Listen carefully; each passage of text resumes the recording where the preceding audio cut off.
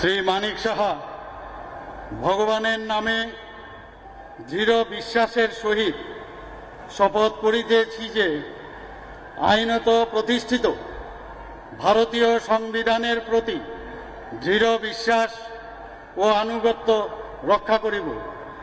আমি ভারতের সার্বভৌমত্ব ও অখণ্ডতা রক্ষা করিব।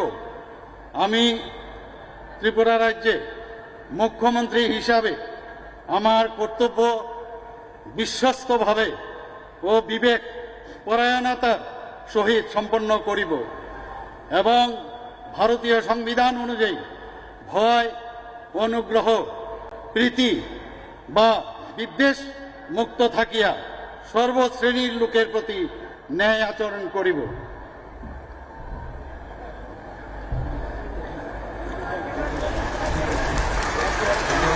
আমি শ্রী মানিক সাহা ভগবানের নামে দৃঢ় বিশ্বাসের সহিত শপথ করিতেছি যে ত্রিপুরা রাজ্যের মুখ্যমন্ত্রী হিসাবে আমার নিকট যে বিষয় বিবেচনার জন্য উপস্থাপিত করা হইবে অথবা আমার জ্ঞাতসারে আসিবে তাহা মুখ্যমন্ত্রীর কার্যনির্বাহের জন্য ব্যতীত প্রত্যক্ষ বা পরোক্ষভাবে কোনো ব্যক্তি বিশেষ বা ব্যক্তিবর্গের নিকট বলিব না বা প্রকাশ করিব না।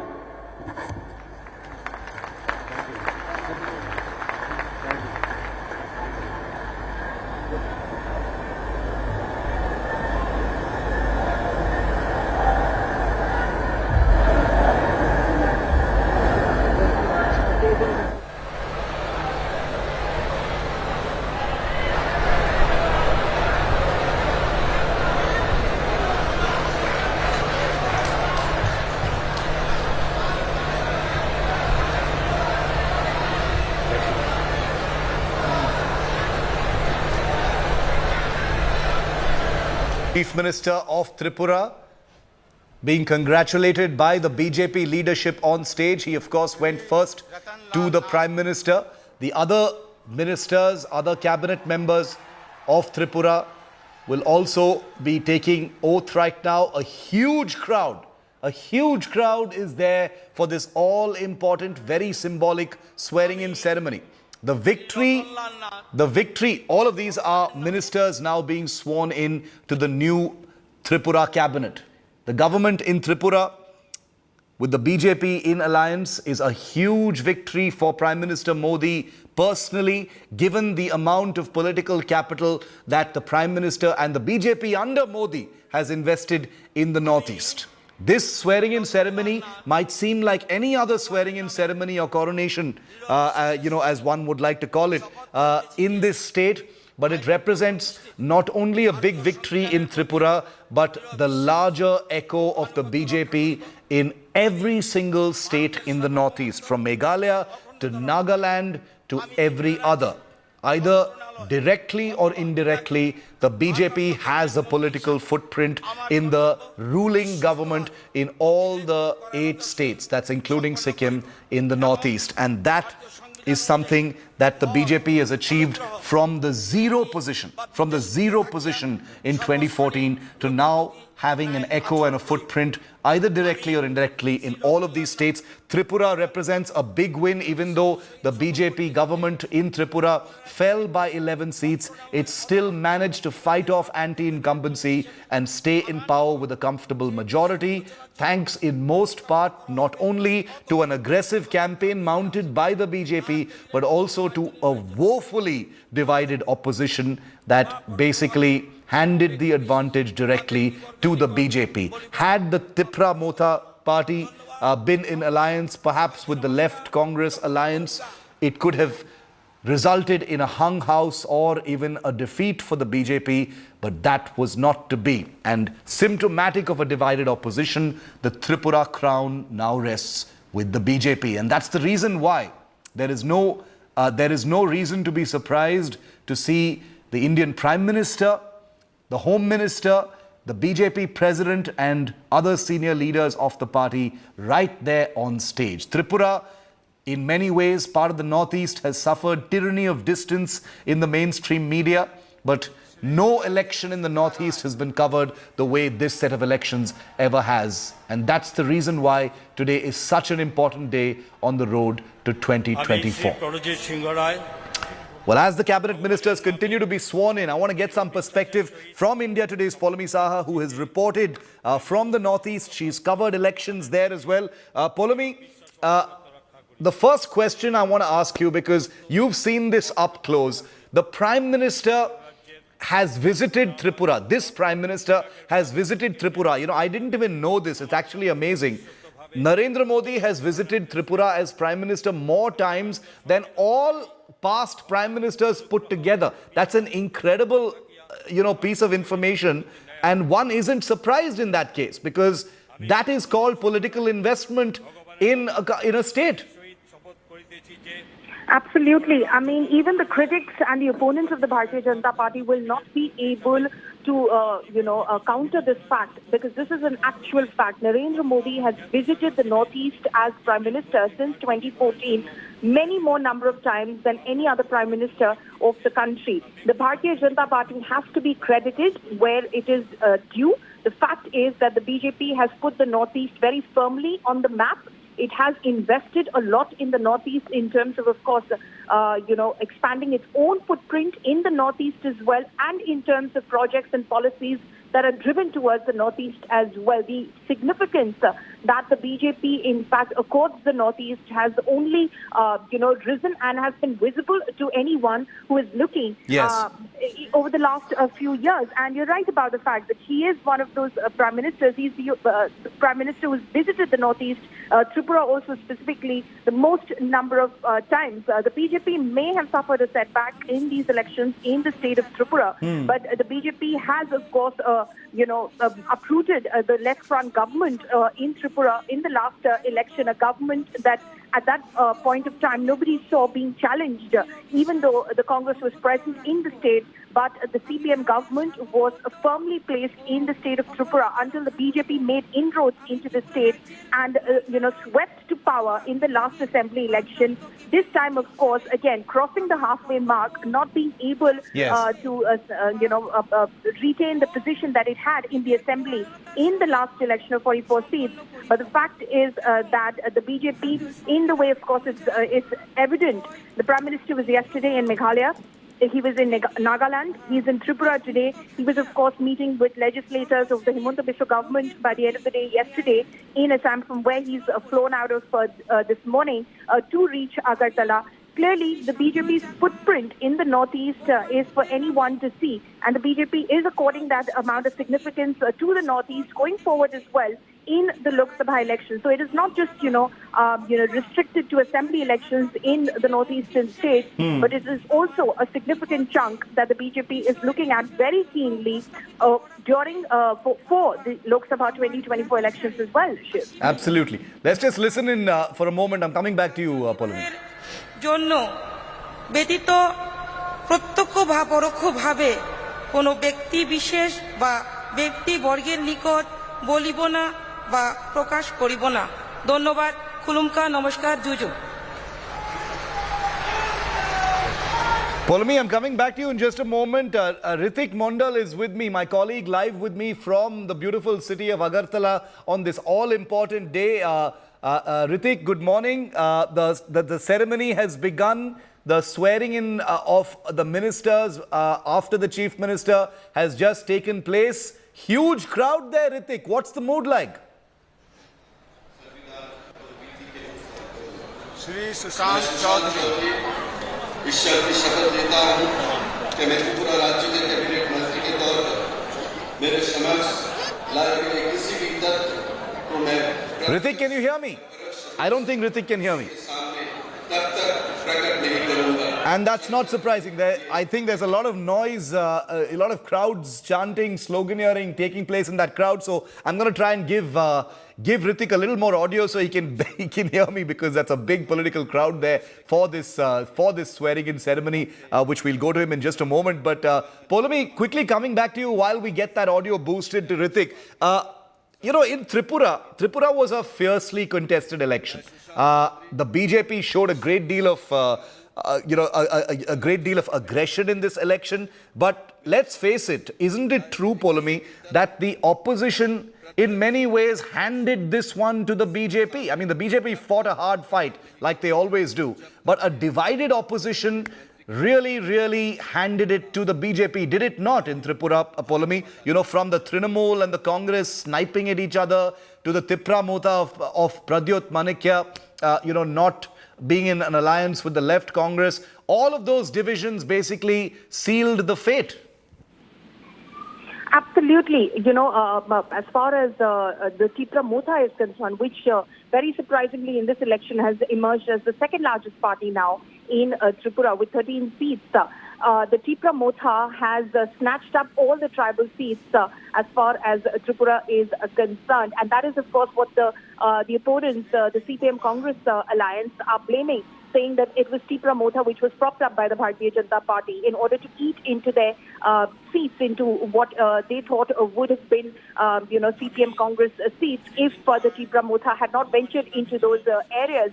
But that is just, some sort of an excuse as far as the opposition is concerned. The fact is that the opposition is losing its footprint in the state of Tripura. The BJP, of course, like I said, and we've been discussing, did not do as well as it did in the last assembly election, but it fought hard in order to retain its position. Of course, the BJP also faces its own share of challenges now, because it is quite conscious of the fact that its footprint in the state of Tripura has reduced as far as in comparison to the last assembly election. The rise of the Tripura Mota is also a huge challenge for the Bharatiya Janata Party. There was already talks on today that the results were trickling in on March 2nd, that both the left-led front of the CPM Congress and the BJP, led by NEDA chief Himanta Biswa Sharma, were in touch with Tripura Mota, were in touch with Pradyot Debarma. But the fact is that the BJP will, while of course has benefited from Tripura Mota snatching up the tribal seats in the state of Tripura, will realize that Tripura Mota is a threat in the future and will, of course, work on the same as well. But for now, of course, the BJP basking in the glory that it has led from the front in the state of Tripura and has been able to form government in all three northeastern states in alliance or on its own in the state of Tripura, the three northeastern states that went to elections as well. And the fact that, of course, Yes. they placed their faith again in Manik Shah says a lot about the party. Remember that before, of course, the legislative party of the Bharatiya Janata Party, Biplab Dev is on stage right now. Pratima Bhaumik is on stage at the moment as well, union minister who contested these assembly elections. Before, of course, that legislative party election meeting happened yesterday, where all the legislators unanimously decided that Manik Shah would be the leader of the party. There were these names that did the rounds, including that of Pratima Bhaumik as well. But the BJP has placed its faith in Manik Shah, who, of course, before this, he fought the bipole in 2022 after he replaced Biplab Dev. Before that, Manik Shah had never contested an election. So 2022 bipole was his first election from Town Bordwali seat, and which is the seat he's retained in the election that he fought this time. So his Mr. Clean image, as he's known as in Tripura, has benefited the Bharatiya Janata Party, and they've staked a lot on Manik Shah. Stay with me, Polomi. I want to go across to Hrithik Mondal once again. He's in that crowd, that huge crowd at the swearing-in ceremony in Agartala. I wonder if Hrithik can hear me. But Hrithik, massive crowd, very symbolic, very significant win for the BJP in Tripura. Not surprised at all to see the Prime Minister, Home Minister and other leaders there to soak in the victory in Tripura. Huge crowd. What's the mood like, Hrithik?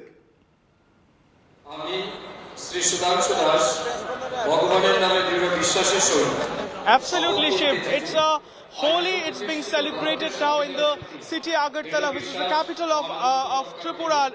Remember, this is the first time that we are seeing at this point in time where 9 cabinet ministers and 9 MLAs of BJP and other party, his alliance partner, they are taking oath as they are being administrated oath as the minister of Tripura, including Manik Shah, who is going to be the chief minister for the second term. Now let me show you what exactly happening here, and we are currently live from the Swami Vivekananda Maidan. This is overcrowded. Let me tell you, we are told that this is at least 10,000 crowd which it has managed to gather, and it's jam-packed. It's wonderful celebration of Holi in this in the Agartala city currently.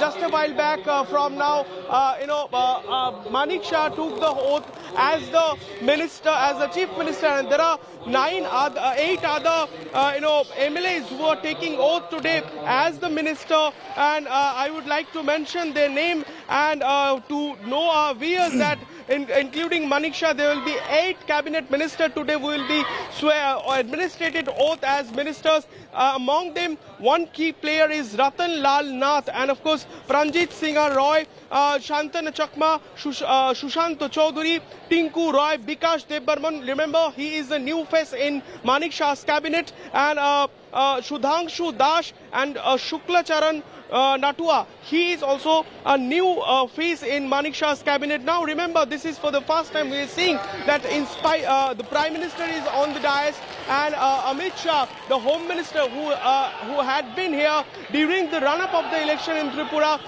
assuring and addressing of people of Tripura, and he is also sharing this dais when Manik Shah is taking oath as the Chief Minister of Tripura for another term, and JP Nadda, BJP President, of course. Now let me put some light. Yes, Shiv, back to you. Ritik, I just wanted to ask you, are you near some of those spectators who are there in the audience? Can you get some voices? I want to just see the mood of the public there that's come there for the swearing-in ceremony. If you're in a position to get some voices for us. Right. Let me go into the crowd and let me talk to the people. We did say today Manik Shah took oath as the chief minister in Bengali, but I would like to talk to some supporters. We can see, जैसे हम देख रहे हैं कि यहाँ बिल्कुल ये stadium है बिल्कुल खचाखच भर चुका है. कैसा लग रहा है मनीष शाह, एक बार फिर से मुख्यमंत्री बनेंगे आप त्रिपुरा? बहुत ही अच्छा लग रहा है मुझे. मैं first of all god Modi ji को प्रणाम करता हूँ मेरी तरफ से, और यहाँ पर जो इतने सारे आदमी आए हैं सब गॉड मोदी के लिए. जी, मोदी को देखने आए. जरा बताइए कि आप जिस तरीके से आज होली का त्योहार है, उस बीच भी इस तरीके से मंच बिल्कुल खचाखच भरा हुआ है. क्या मायने रखता है ये त्रिपुरा के लिए मानिक शाह एक बार फिर से मुख्यमंत्री बनने के लिए? लोग ओनली पॉजिटिव चाहते हैं, कोई नेगेटिव नहीं चाहता है. ये त्रिपुरा या दूसरा स्टेट के तरह या रूरल में रहने वाला नहीं है. ये हर स्टेट के तरह इक्वल होना चाह रहा है. बस ये only positive चाह रहा है, only positive. Tripura is looking towards positive now, and let me cut across to this lady. We can see that a huge presence of women voters. We did see during this election, हमने देखा किस तरीके से महिलाओं ने support की BJP के सत्तारूढ़ पार्टी को फिर से वापसी करवाने के लिए. कैसे देख रहे हैं जब मंच पर अमित शाह बैठे हुए हैं, प्रधानमंत्री बैठे हुए हैं और मनीष शाह शपथ ले रहे हैं बतौर मुख्यमंत्री का? क्या मायने रखता है त्रिपुरा के और अगरतला के महिलाओं के लिए? बांग्ला बोलो, हिंदी में बोलिए सर. देखिए, ये मंत्रिसभा आज जो शपथ ले रहे हैं, महिला के लिए जो विशेष स्थान दिया है, हमारा जो प्रधानमंत्री जी है महिला के लिए बहुत काम कर रहे हैं, और महिला आगे बढ़े इसका बहुत उनका जो कर्मकीर्ति है ये हमारा देख रहे हैं, हमारा देश देख रहे हैं. महिला को आगे बढ़ाने के लिए बहुत काम भी किया है, इसलिए धन्यवाद है.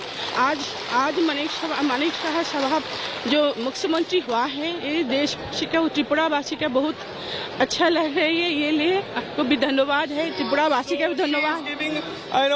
Thums up for this government. Now आप कहाँ से आ रही है? चंद्रमोनो, यानी त्रिपुरा यानी जो है पहाड़ के इलाकों से त्रिपुरा का है ना. कैसा लग रहा है अगरतला में जिस तरीके से आज समारोह है? आनंद. जरा बताइए कि यहाँ पर जो ये राष्ट्रगीत, so the national anthem is being, so we can see, let me cut across to this visual that now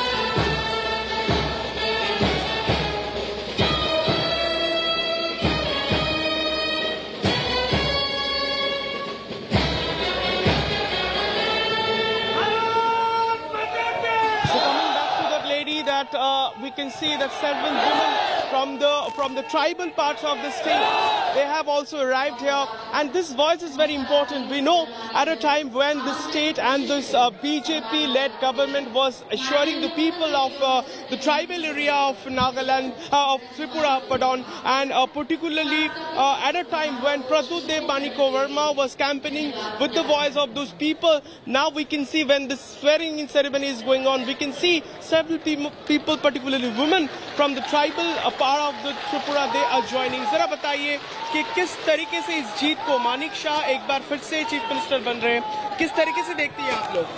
Manik Shah Modi Shah इसे अच्छा लगता है, विजय पाला सब खुशी। क्या लगता है कि फिर से एक बार ये जो है डेवलपमेंट है वो दौर जारी रहेगा त्रिपुरा के लिए? डेवलपमेंट खूब अच्छा है, आई उन्नति है। So now we can see that the ceremony is over, but it is the new cabinet has formed. We can see that 9 ministers, including Manik Shah, administrated oath at the very iconic stadium here in Agartala, and we. Okay, so the big signal moment of the BJP's victory in Tripura is on stage right now. There's always one big Kodak moment. The Prime Minister, the Home Minister, the new Chief Minister of Tripura, Manik Shah, Himanta Biswa Sarma, the Chief Minister of Assam, also there. And these images of the new Tripura cabinet being felicitated with namastes by the Prime Minister personally, going and meeting each one of them, shaking some of them by the hand, congratulating them from the victory. And all of these cabinet ministers, the new cabinet of Tripura, fully aware that their hard work was added to by the big political boost of Prime Minister Modi's own personal capital invested in the state of Tripura. You can see many other leaders there as well.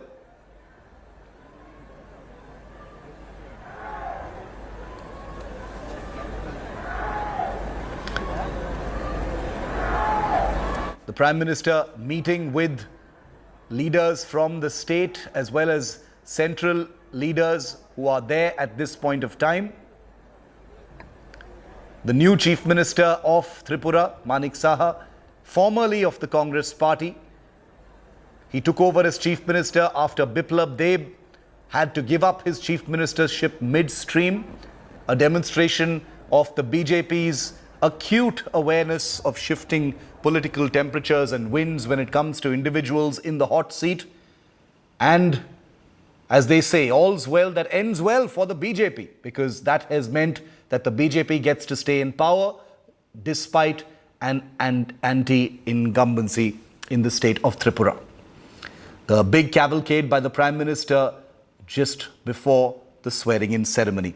I want to bring Polomi in for a final word as the ceremony does wrap up at this point of time. Polomi, this was the first set of elections of 2023, Meghalaya, Nagaland and Tripura. And, as we see in elections, 2023 is going to be a big election year, nearly non-stop. The next big one is Karnataka. After that, we've got the 3 big states in the north, and then we've got Telangana as well. It's going to be non-stop till 2024. And every election victory of this kind, provides that kind of energy and momentum. And right now, the BJP will be bristling with that kind of victorious energy as it steams towards Karnataka. And that's perhaps one of the reasons why the personal presence of the Prime Minister, Home Minister and others is seen as very important. It's about the momentum, Polomi.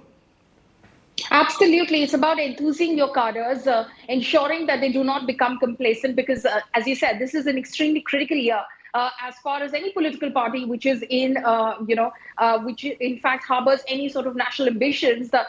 is looking at, because 2024 is the big Lok Sabha election, and the Bharatiya Janata Party, we know it as an election machine. We know it as the party which doesn't sleep in terms of elections are concerned. And you mentioned about Karnataka being the next big election. Already we know that the Prime Minister has visited the state. We know that Amit Shah has visited the state a few times. JP Nadda, the National President of the Bharatiya Janata Party, has visited the state a few times already. So the BJP juggernaut is already rolling as far as the next big election is concerned. And already the plan, the blueprint has been laid out. You did mention just a while ago how the Prime Minister is the big face that the Bharatiya Janata Party leads with in any assembly election. While it was, to most of us who keep a tab on the Bharatiya Janata Party, while Yes. it was known that if the BJP comes back to power in Tripura, it will be none other than Dr. Manish who will become the Chief Minister again, despite, of course, other names doing the rounds.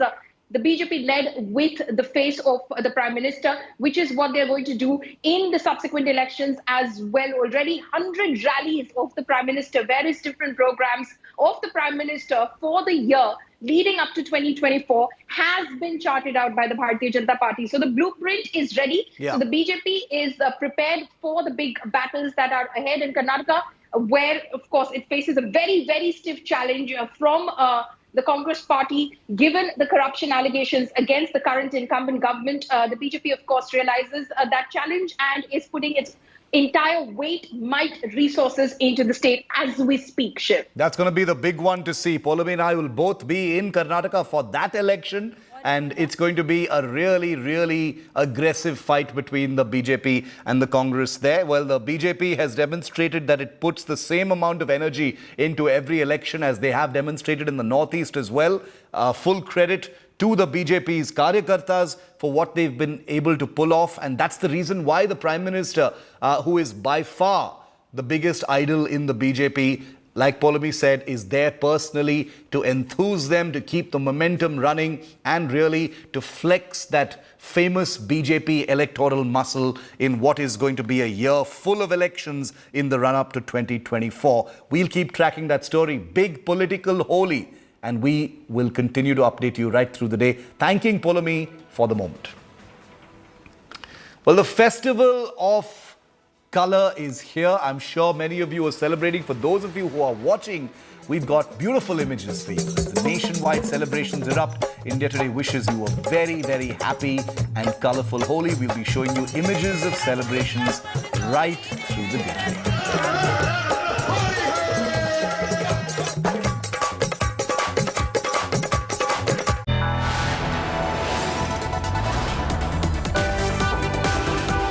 You are watching India Today.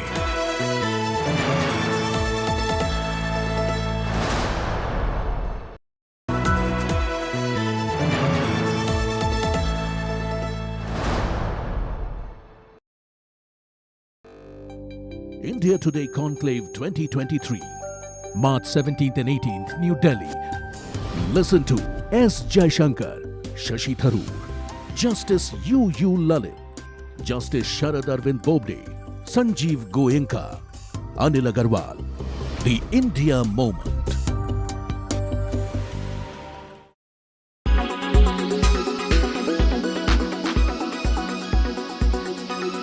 Works, obviously there's celebration, there's great stuff, but I'm guessing like every other human being, a project that we put so much on, it doesn't work. You do feel disheartened. How do you deal with that? Like when a film probably hasn't done like you thought, and you did stunts for it, or you lost weight for it, you did something extra for it. How do you deal with that part of your journey?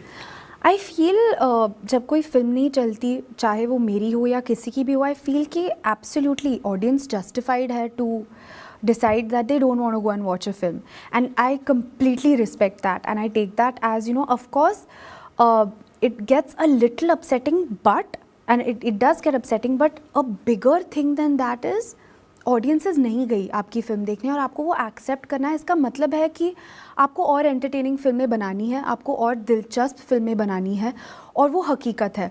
So we should not take it so personally, because it is not about me, it is about the audiences. It is not about me, it is about us. We make films for the audiences, we want to entertain the audiences, so the audiences have full haq कि जब वो कहती है हमें picture अच्छी नहीं लगी, हम एंटरटेन नहीं हुए, उसका मतलब ये है कि हमें बेटर करना है. Everybody has to do better. And what about the pressure when a film works? Like for example, in Aashiqui 2, right? Was there a beeline of producers and scripts coming your way post that to one, cast the two of you together again, and two, is to put you in that box and bracket in a similar genre? Because if something works, why not do it again? How Right. did you deal with that period in your life? If you're part of something successful, people will want to work with you more, and people will want to give you a lot more opportunities and cast you in a lot more films.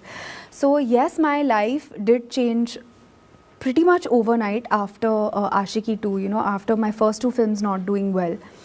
And a lot of people don't even know what my first film was. They think my first film was Aashiqui 2, but that's not the case. And you know, it was a journey for Aashiqui 2 to happen. It was really a journey where I had to audition, and I was cast in a few films, and I was you know, even removed from those films, and all of that led me to Aashiqui 2.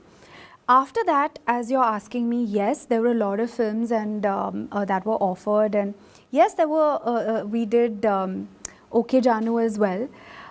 So I think that when you have a successful film, people want to work with you more.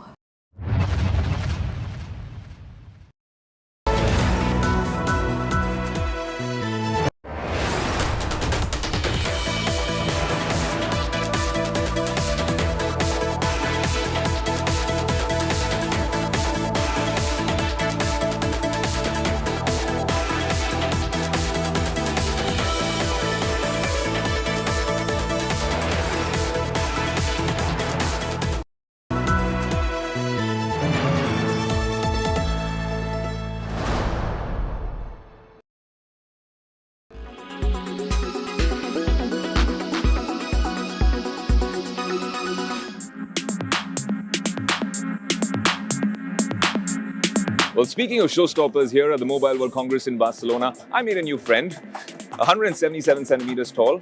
That's actually shorter than me, but he's standing on a pedestal, the Cyber One, a humanoid robot from Xiaomi. Comes along with the Cyber Dog right over there, a quadruped which can do quite a few neat tricks. But speaking about the Cyber One, the humanoid, Xiaomi actually pipped Elon Musk and his tweets to making this humanoid robot which can recognize a bunch of expressions, emotions by human beings, has all sorts of AI and facial recognition tech inbuilt in it. But that's not all Xiaomi is working on.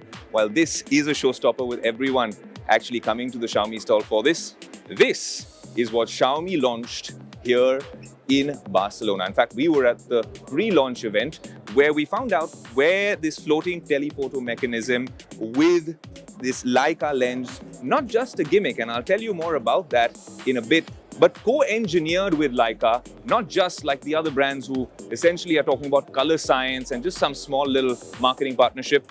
The team that actually worked on this partnership did have an exclusive conversation with Tech Today where we wanted to ask them what they are doing with this device. An absolutely stellar camera.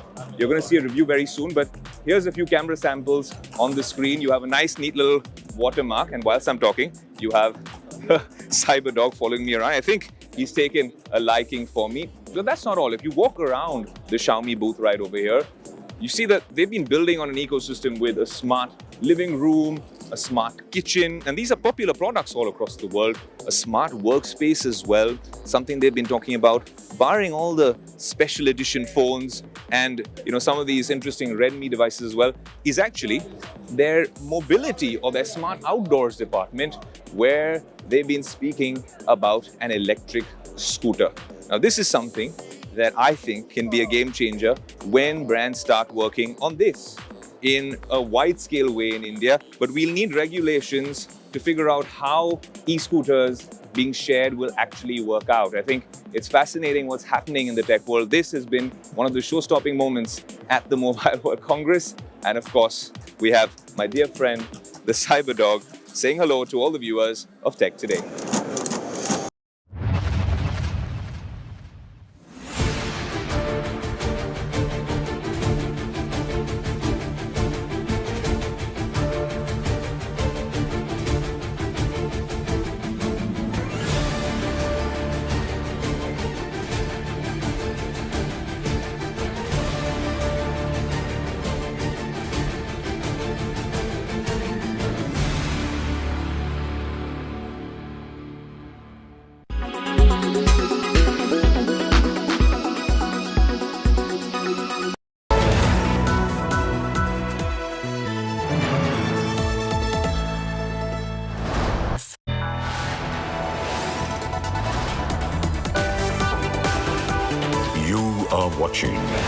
India Today.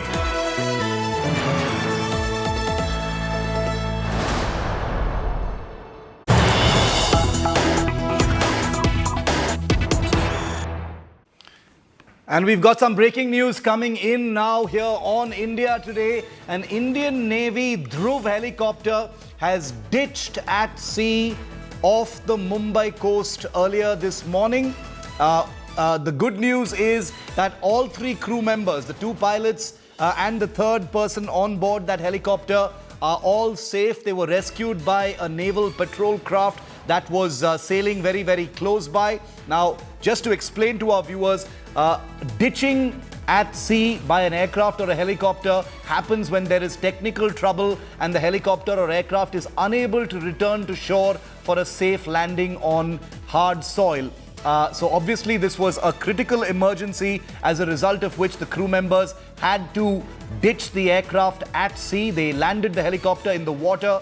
Obviously the helicopter would have sunk, but the three crew members managed to get out of the helicopter in a procedural way, and they were then rescued at sea in a search and rescue operation by the Indian Navy. So bad news, a helicopter has been lost, but the three crew members are totally safe. That's the good news that we're breaking to you here on India Today. Now, the ALH Dhruv is a helicopter manufactured by Hindustan Aeronautics Limited. A court of inquiry has just been ordered to find out what precisely were forced the naval pilots to ditch the helicopter at sea. It would have been an extremely difficult decision because the ALH Dhruv helicopter is a highly reliable helicopter, has been in use by the Navy for many years and is used in large numbers by the Indian Armed Forces, the Navy, Air Force, Army, as well as the Coast Guard.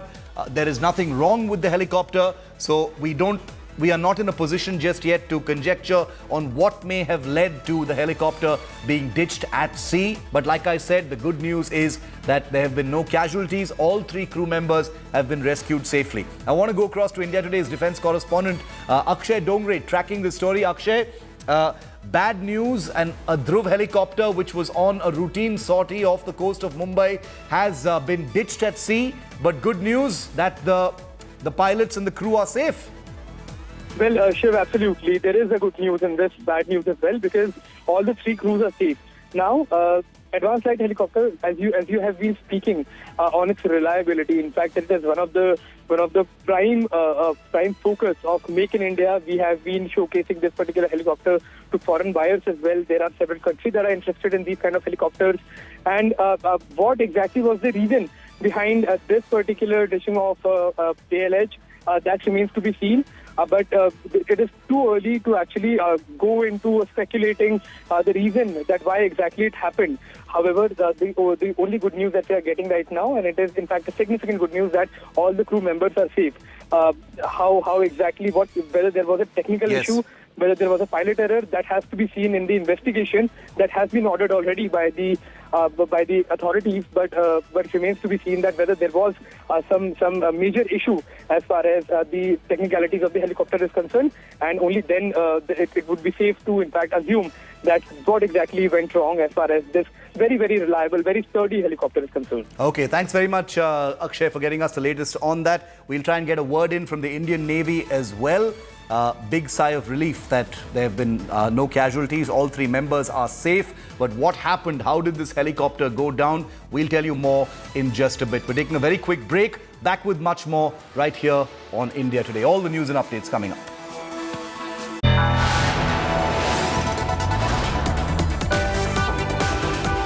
You are watching India Today.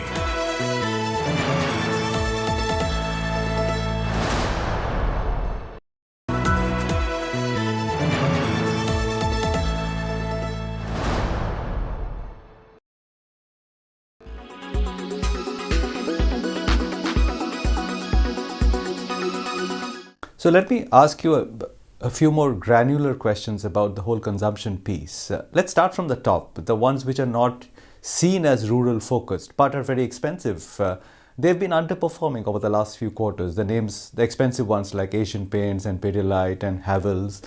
Do you see further room for compression of their multiples, or have they compressed enough?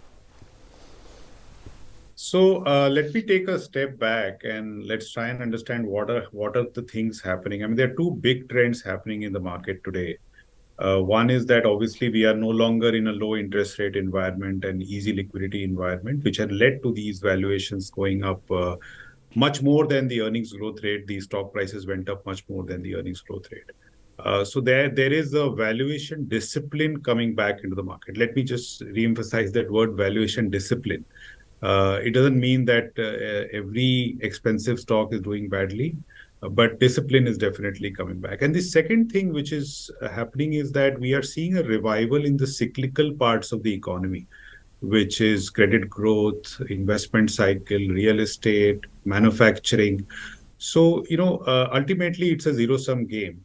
One of the reasons why some of these stocks or sectors became expensive was, apart from low interest rates, but also because there was lack of alternatives, because the cyclical part of the economy was not doing well.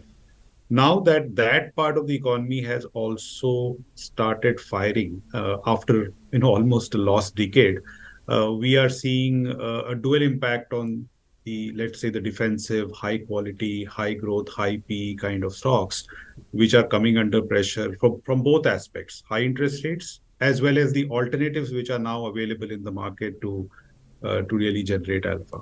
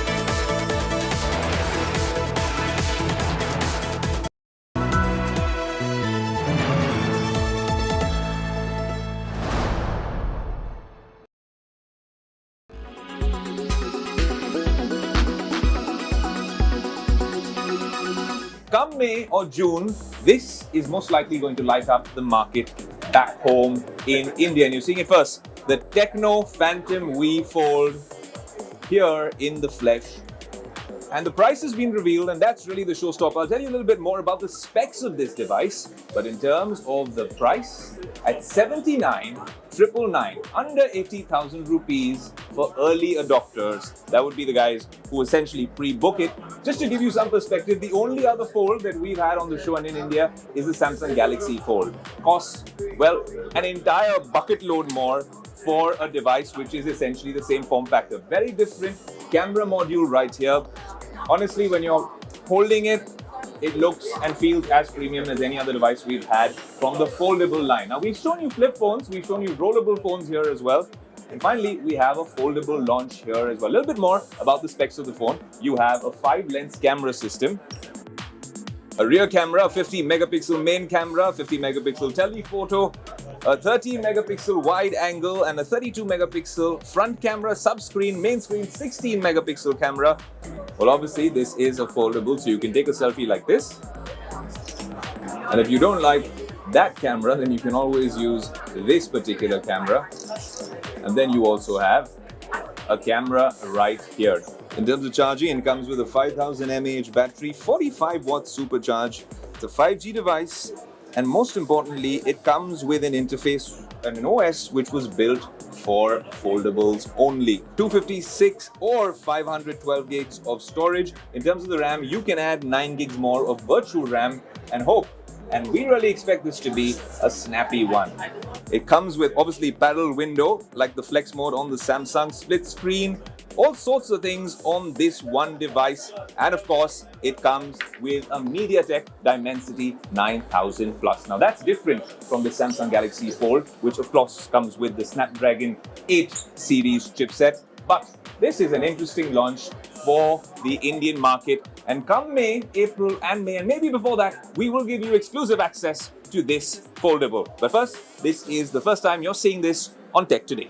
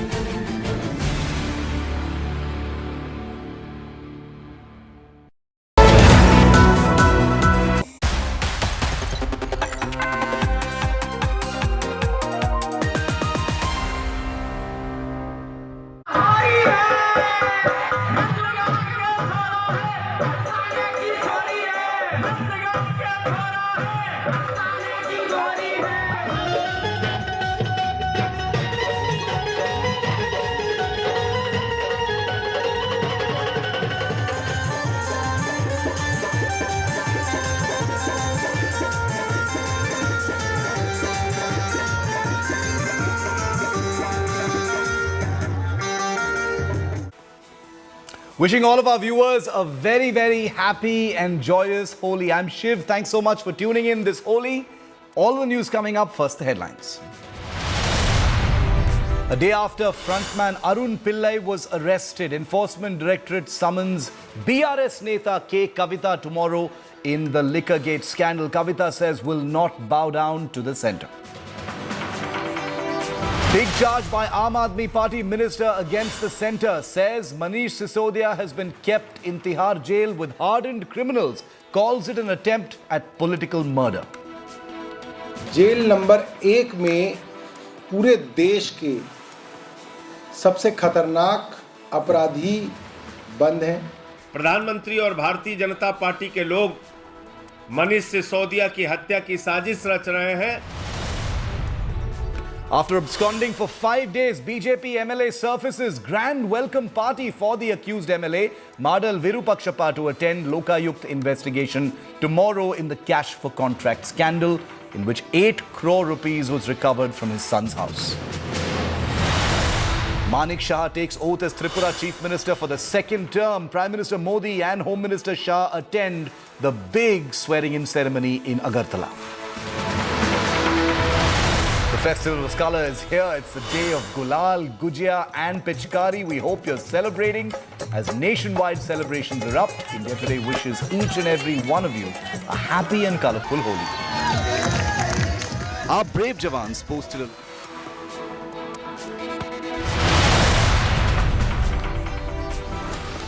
Days after former Delhi Minister Manish Sisodia's arrest in the Liquorgate scandal, the Aam Aadmi Party has levelled a big allegation against the central government in Delhi. The Aam Aadmi Party's newly inducted Minister Saurabh Bharadwaj has alleged that the Modi government is conspiring against Manish Sisodia as he has been kept in jail number 1 of Delhi's Tihar jail, where hardline criminals are usually kept, underscoring that they can kill anyone. While the Aam Aadmi Party has continued to defend Manish Sisodia, the party has alleged that Sisodia's arrest and then being kept in Tihar jail with hardline criminals is a bid for political murder. Here's what they've said. Meanwhile, the BJP has also hit back. और ये पता चल रहा है कि उनको किसी षड्यंत्र के तहत तिहाड़ जेल की जेल नंबर 1 में रखा गया है। जेल नंबर 1 में पूरे देश के सबसे खतरनाक, वायलेंट, हिंसक अपराधी बंद हैं। इसके साथ आज ये चिंता भी है कि क्या केंद्र सरकार अब राजनीतिक हत्याएं भी करवाएगी। हम चाहेंगे कि केंद्र सरकार इसका जवाब दे। हम इसके बारे में जानना चाहेंगे। आम आदमी पार्टी को अब आप राजनीतिक रूप पे तो नुकसान नहीं पहुंचा पा रहे हैं, जेल में भी आपने हमारे नेताओं को भेज दिया, तो लोगों की सहानुभूति पार्टी के साथ बढ़ रही है। तो अब ये षड्यंत्र हमारे शीर्ष नेताओं की हत्या तक पहुंच गया है। इसमें जेल प्रशासन के लोगों को, अधिकारियों को भी मैं आगाह करना चाहता हूं, भाजपाइयों के हथकंडे में मत फंसो।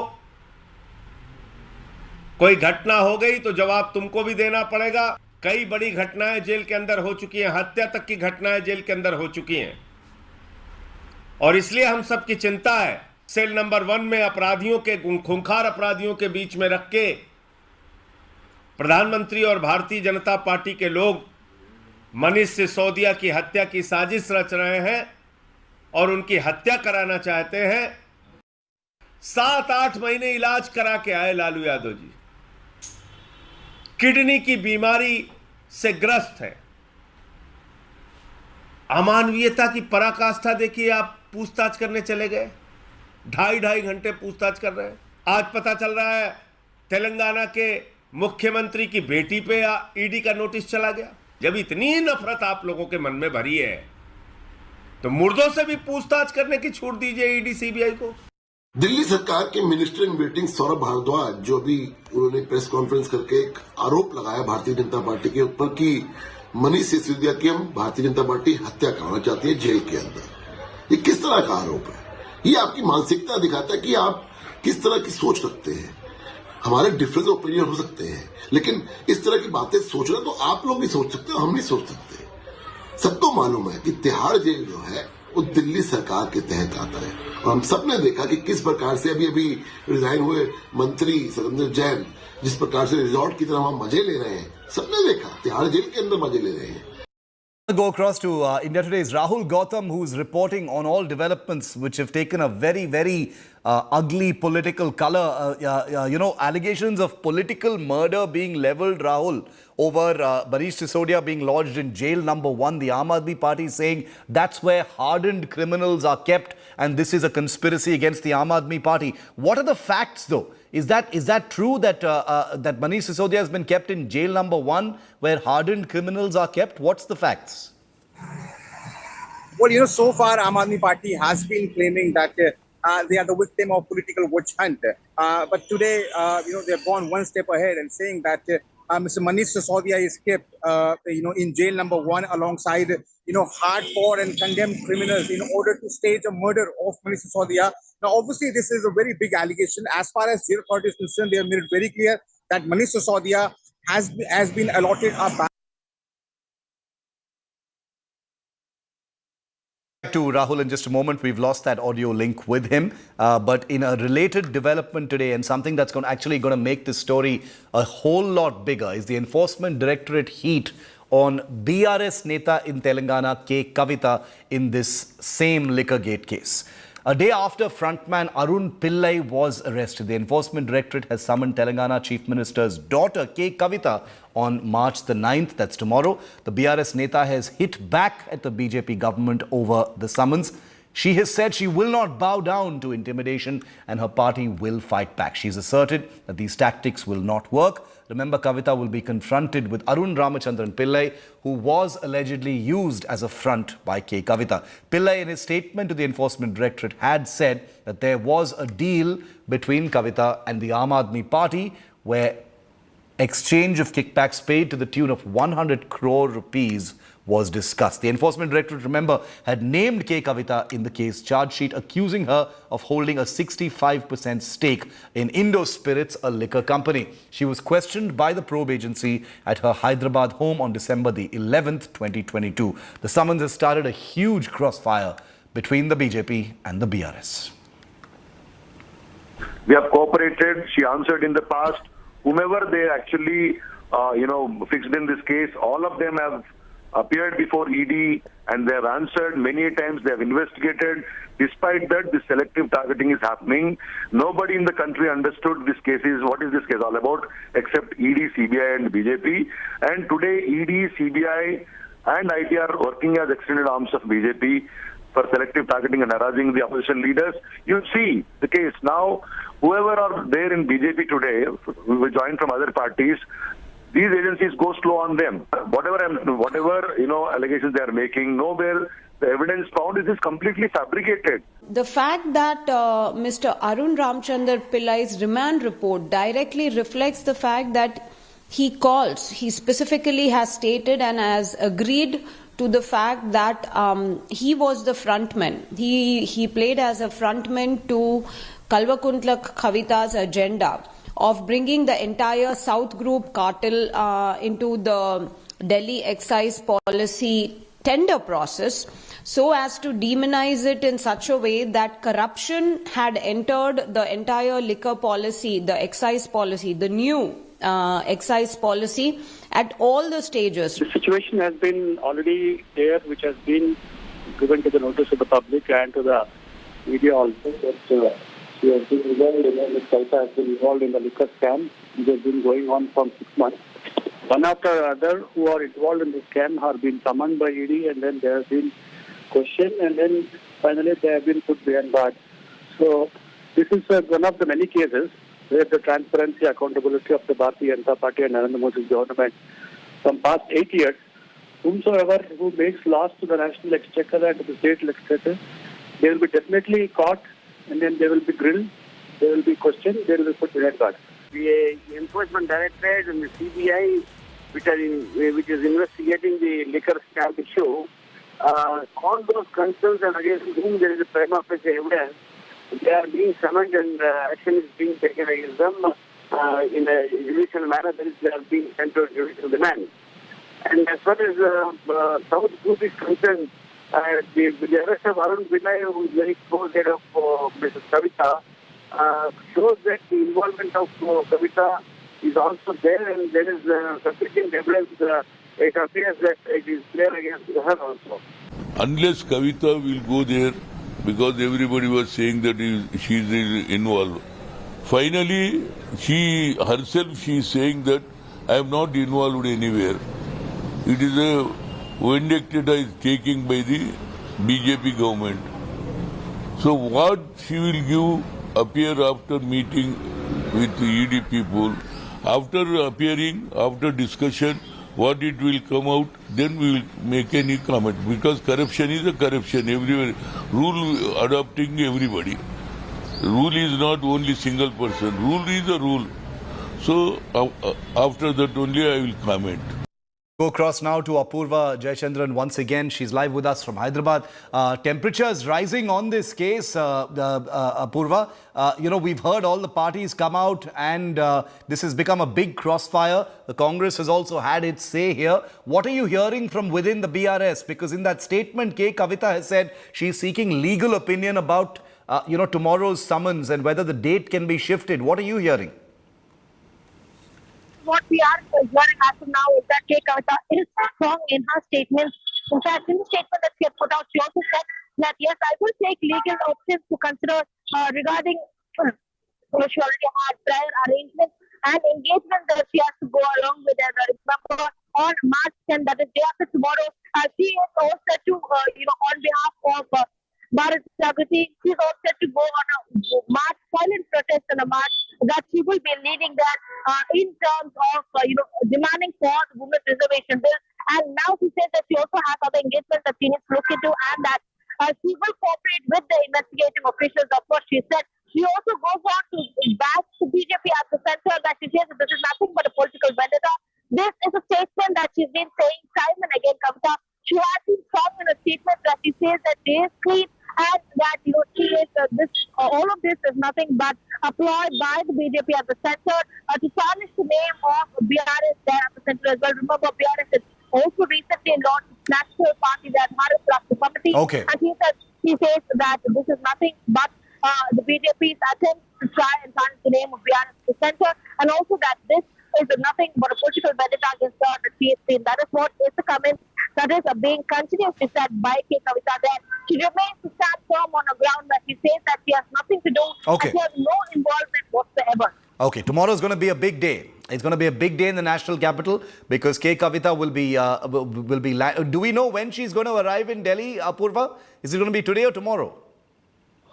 Well, we are yet to know the details of when she will be arriving, but as we know, she's already made preparations to go to Delhi for the march that is day after tomorrow. But yes, we are yet to get a confirmed time as to when she will be leaving for Delhi today, or will it be early in the morning tomorrow. Understood. Thanks, Apurva, for getting us that. Meanwhile, more leaders have come out in support of Manish Sisodia, who is the first big arrest, ministerial arrest as it were, in the Delhi Liquorgate scandal. And remember, Kavitha is allegedly linked to this entire scandal. That's why she's been summoned tomorrow by the ED. But Manish Sisodia, former Deputy Chief Minister of Delhi, was arrested a few days ago by the CBI, and he will be questioned by the Enforcement Directorate as well. But now Tamil Nadu Chief Minister M.K. Stalin has come out in strong support of Manish Sisodia. He's written a letter appealing to Prime Minister Narendra Modi to take all steps to direct the quote-unquote unconditional release of Aam Aadmi Party leader Manish Sisodia.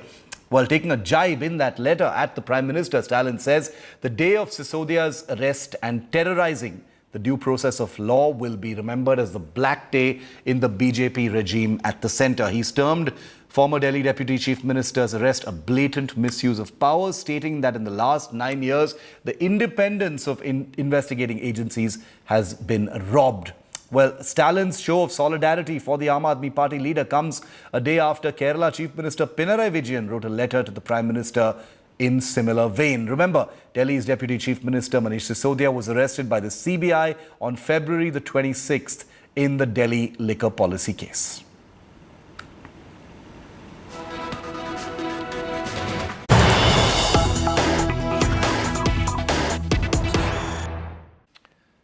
And we've got some breaking news coming in from Tamil Nadu now amidst an angry war of words between allies in the state, between the AIA DMK and BJP leaders over poaching of party functionaries. The AIA DMK's interim General Secretary and former Chief Minister Edapadi K. Palaniswamy has just held a meeting with senior leaders at the party headquarters in Chennai.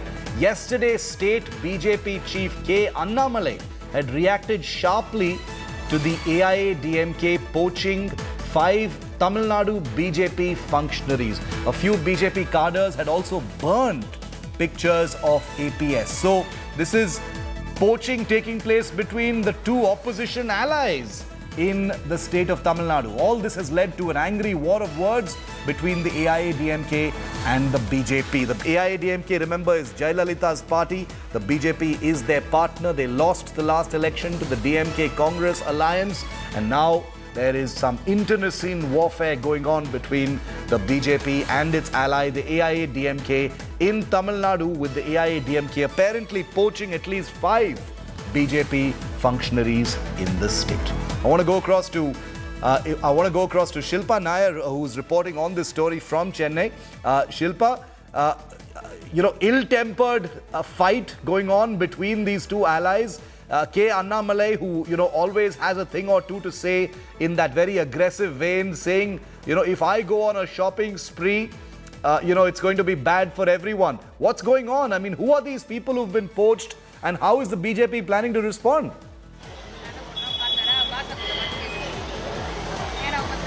Well, yes, Shiv. In fact, 5 BJP functionaries, state-level functionaries, joined the AIADMK in a matter of 2 days, and all of them were inducted into the AIADMK in the presence of Interim General Secretary Edapadi K. Palaniswamy. And this, of course, has not gone down well with BJP, and that is the reason why yesterday we played out that sharp reaction that Annamalai gave exclusively to India Today, where he said that he can also do the same, and if he goes for shopping, suggesting that if he starts poaching leaders from the AIADMK, then the list is going to be a big one. And he, of course, said that the timing and venue of it, he will decide. And he also took a jibe at EPS, saying that, it is interesting to see how the Dravidian parties, the big Dravidian majors in the state, are now looking to poach leaders from the BJP to grow. And this goes on to show that the BJP has arrived in Tamil Nadu. This was this reaction that Annamalai, of course, gave yesterday. And following that reaction, which India Today, of course, was the first channel to get, there's been a massive war of words between the BJP and the AIADMK. Several AIADMK leaders have been reminding the BJP about their strength in Tamil Nadu. They, of course, say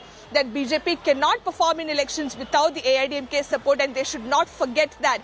That is the message that the AIADMK has been sending. And currently, of course, just a short while back, EPS, after celebrating Women's Day, held a meeting with senior party functionaries and senior party leaders here at the AIADMK headquarters. And this comes amidst this war of words between both the allies. And we are, of course, waiting to hear from the senior leaders as to what exactly is going to be their, action as far as this controversy is concerned. But clearly, this poaching has definitely not gone down well with the BJP. Fraying of relations between the BJP and the AIADMK. Shilpa, thanks very much. That meeting taking place right behind Shilpa. She'll continue to report on the biggest updates from that state in just a short while from now. Taking a very quick break today, as Shilpa just mentioned, is also International Women's Day. We've got a fantastic special report on women in the Indian Armed Forces. Don't miss it. It's coming up next.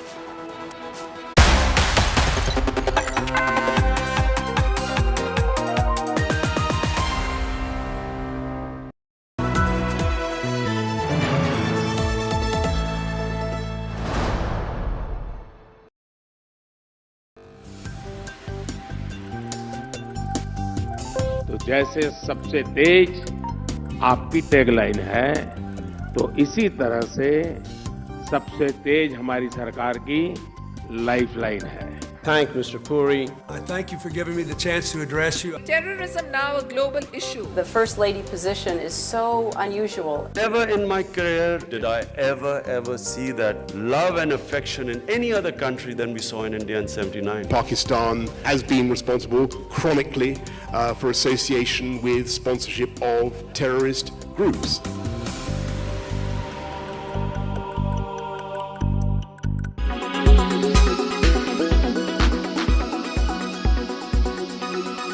Catchphrase, which we've noticed here at MWC and all around the world since November, I think the last time that we met, has been generative artificial intelligence. Generative AI, ChatGPT being spoken about all over the world. How much of an impact do you think that will have on the workflow on the tech side, on exactly how a tech company operates, on how our jobs will pan out in the next few months?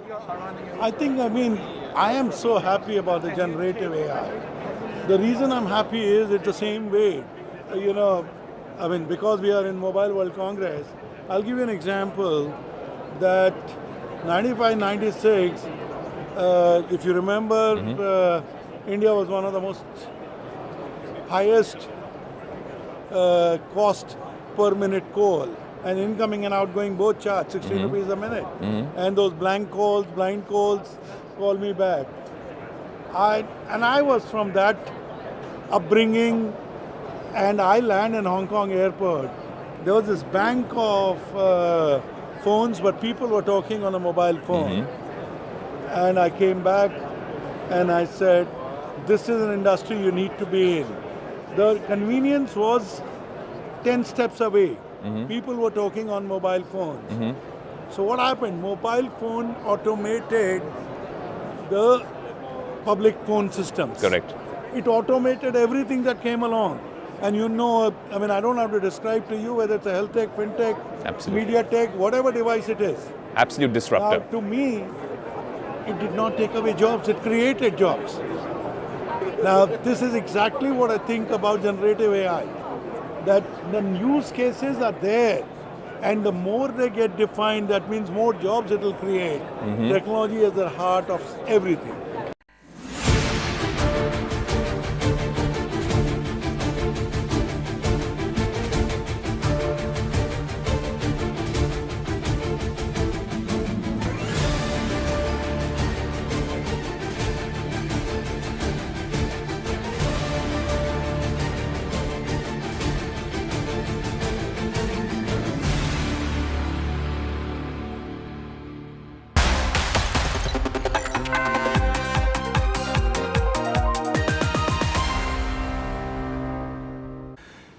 There's a long way to go for total gender equality in the Indian Armed Forces. But did you know that the Indian Armed Forces have been taking very credible and not just symbolic or token gestures to give more opportunities to women in even frontline units? Here's a special report on women in the Indian Defence Forces and how that glass ceiling, piece by piece, is definitely shattering. They're now commanding officers deployed in combat zones, flying high with the hawk's gaze to protect the motherland on all three fronts. Here's a special report on Nari Shakti in Indian Defence to celebrate Women's Day. Group Captain Shaliza Dhami. She's a qualified helicopter pilot with over 2,800 hours of flying experience. And now she's the commanding officer of a frontline missile squadron near the Pakistan border. Group Captain Shaliza Dhami created history on 7th of March 2023 by becoming the first female officer in such a combat role in Indian forces. If you talk about commanding a unit, command doesn't require a gender. It's not based on gender, it is the capability. If you are meeting rescuers, you will be given that opportunities. And as you have said in the opening statement, if I have so many firsts with me, so people have given me the opportunity. And she is not alone. Captain Shiva Chauhan of Fire and Fury Sappers became the first woman officer to be operationally deployed in Siachen in January. After completing arduous training at the highest battlefield of the world, she is now deployed in Kumar Post, ready to safeguard world's highest and deadliest battleground, the Siachen Glacier. So it is really a great experience and great opportunity for me to grab it, sir, to be the first here in Siachen, sir. And moreover, I feel that from now onwards, more and more women officers will be coming here, serving this terrain, and many might get inspired to join the Indian Army, sir. From the western front to the eastern flank, Nari Shakti stands guard in Indian defence, flying high in the air. Flying free with the hawk's instinct to guard the motherland. Flying Su-30 fighter jet as weapon system operator is the first Indian woman Flight Lieutenant Tejasvi of the Indian Air Force, along with other women pilots who's ready to respond to any eventuality. These women are smart, savvy and super confident and deployed at the China front. Indian Air Force's women's superpower at the Eastern Front are a band of young women. Being part of any actual operation is what every fighter pilot in the Indian Air Force trains for, because that's where we would get to show our mettle. Our pilots from various bases in the eastern sector are ready to respond in case of any eventuality. We're always ready for any kind of tasks and challenges that may come upon us. The WSOs or WISOs are specialist officers required to fly in the rear cockpit of multi-role Su-30 fighter aircraft and handle the sensors and weapons to be fired by the aircraft at enemy targets. Tejasvi is the first woman flying officer in this role for the Indian Air Force. What runs through our minds is not very different during demanding times, because such operations are an execution of what we train for and practice for. The Indian Air Force has been flying extensively in this sector to prevent any Chinese provocation in recent years. The Su-30 MKI fighter, along with one squadron of the Rafale jets, have been the mainstay of the forces in this region. The terrain in the northeast is full of challenges of densely forested hills with unpredictable weather conditions.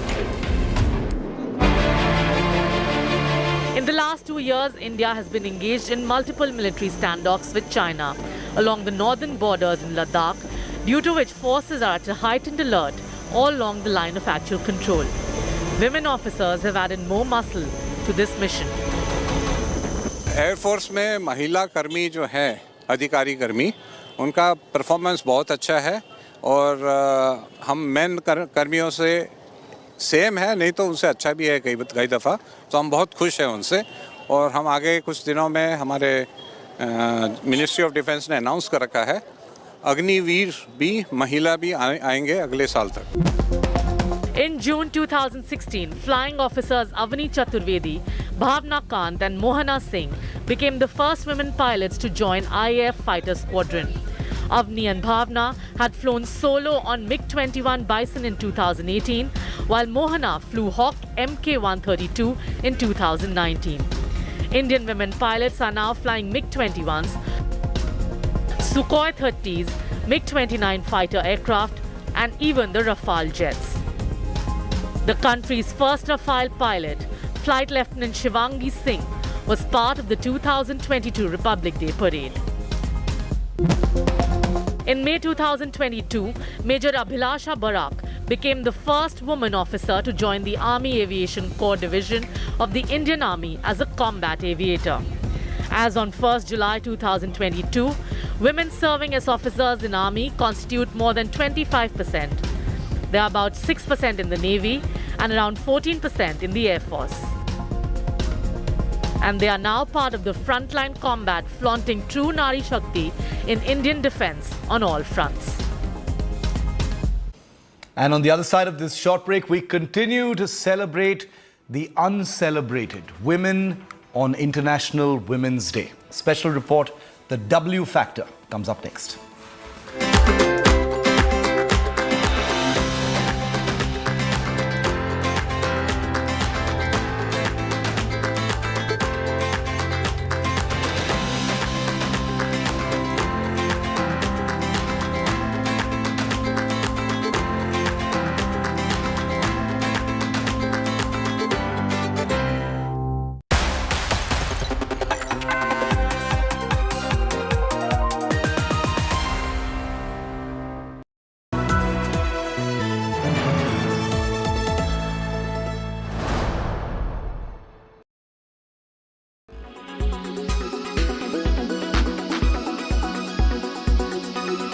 Welcome to India Today. Thank you so much. First of all, let me ask you, how are you? Because we are seeing you after such a long time. It's been a while since we caught up with Shraddha Kapoor. I want to know, how have the last 3 years been? How has it been for you? Was there anxiety? Was there excitement? There's a new film coming out. How has it been?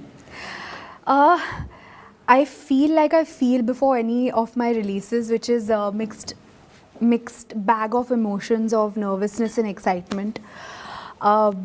It's like it's my first film only. It always feels like it, and I really hope that people go and watch it. There's always that want and wish that I'm able to entertain people, and I'm a part of films that entertain people. So I'm a mixed bag of nervousness and excitement right now. Absolutely.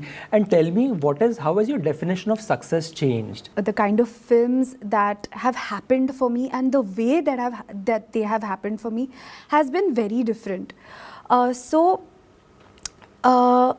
always been this unsaid understanding. I feel that, something that I can't put into words, that I feel that audiences and people who've given me so much love, I feel like उनको कुछ चीज़ें बस समझ आ जाती है, और there is some connection that is formed over there, and it's been my childhood dream to be an actor, and I'm living that every single day.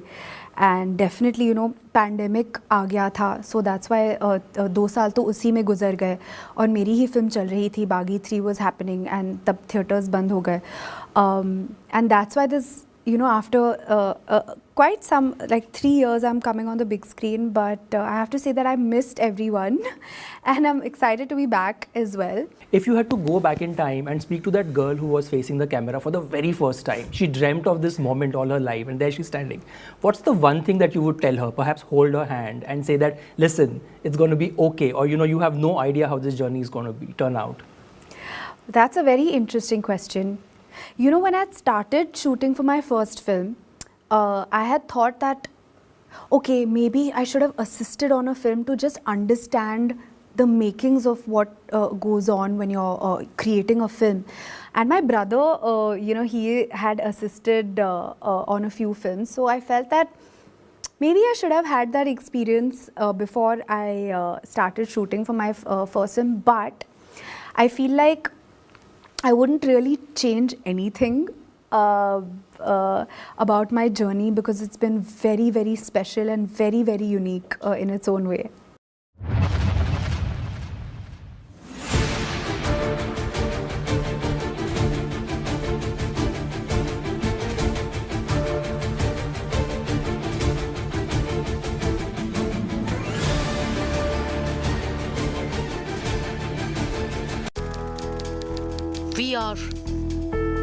We fought for our freedom and we fought for our rights.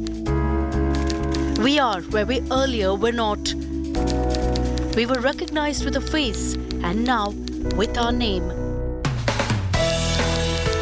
We don't want to be recognized on a date, but for a lifetime. We are. We can make this world a better place, a more inclusive place for our Bharat ki betis. हमारे लिए ये cafe भी एक नया तरीका है blind women को main stream में लाने का। तो गुंडा तो होगा इनके लिए, मेरे लिए कोई गुंडा नहीं है। When I started riding motorcycles, I mean now when I think of it, I wonder how I did that. Girls can do it better. We can do it together. It was a quest of identity. It was like, who am I really?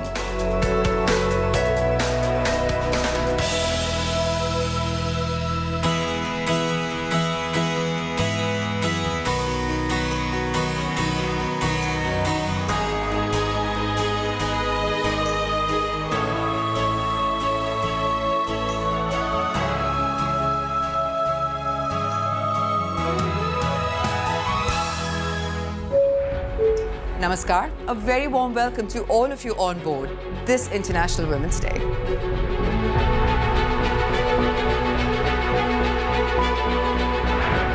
I had a dream when I was 8 years old. I wanted to touch the stars. And I thought, what is the easiest way to touch the stars? Let's become a pilot.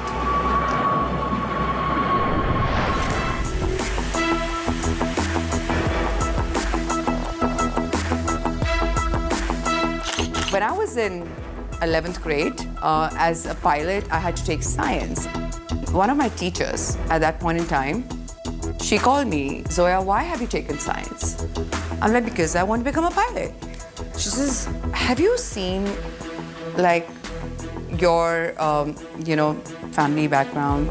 Have you seen where you come from? Do you think you can become a pilot? Your family will not be able to make you, become a pilot. मैं बोलती हूँ अगर मुश्किलें कम हो तो फिर मज़ा थोड़ा कम आता है ना। लड़की है, अपना बड़े होके अच्छा सा लड़का मिल जाए और उसके बाद अपना घर संभालेगी, right? Those are the exact dreams that my mom had for me. That 8-year-old Zoya who pushed me when I was 8 years old, when everything seemed to go against me, still stays inside of me, and she continues to push me every single day to follow her dreams, to do more. I never wanted to play with dolls. They were not my thing. I wanted a telescope. So my mom was always scandalized by me from the very beginning. She thought that there is something deeply wrong with this one child that she has, that she wants to have a telescope and not kitchen set and Barbie dolls. But that's what I wanted. And when I broke the news to her that I want to become a pilot, she said that, oh my God, Bhagwan ne hamare ko ek hi bachchi di hai aur wo bhi itni alag si. So she started crying. Very good evening, ladies and gentlemen. This is your captain speaking from the flight deck once again. Welcome on board this history-creating maiden flight from San Francisco to Bengaluru.